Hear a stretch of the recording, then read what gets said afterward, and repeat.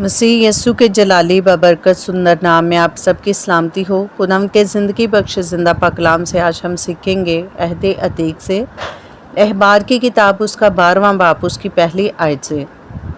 और खुदावंद ने मूसा से कहा, बनी इसराइल से कह के अगर कोई औरत हामला हो और उसके लड़का हो तो वो 7 दिन तक नापाक रहेगी, जैसे ही इसके अयाम में रहती है, और 8वें दिन लड़के का खतना किया जाए। इसके बाद 33 दिन तक वो तहारत के खून में रहे, और जब तक उसकी तहारत के अयाम पूरे ना हों तब तक ना तो किसी मुक़द्दस चीज़ को छुए और ना मक़दस में दाखिल हो। और अगर उसके लड़की हो तो वो 2 हफ्ते नापाक रहेगी, जैसे ही इसके अयाम में रहती है।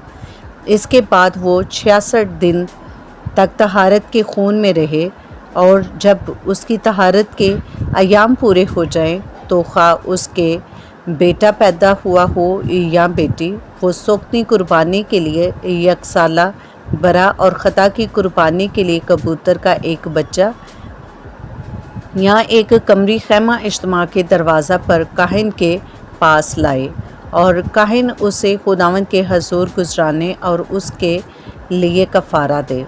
तब वो अपने जराइन खून से पाक ठहरेगी। जिस औरत के लड़का या लड़की हो उसके बारे में शरा ये है, और अगर उसको बरा लाने का मुकव्वर ना हो तो वो 2 कमरिया या कबूतर के 2 बच्चे, एक सोक्ती कुर्बानी के लिए और दूसरा ख़ता की कुर्बानी के लिए लाए। यूँ काहिन उसके लिए कफ़ारा दे तो वो पाक ठहरेगी। खुदावंद के ज़िंदा पाक कलाम का पढ़ा और सुना जाना हम सब के लिए बाइस से बरकत हो। खुदावंद का शुक्र हो, आमीन।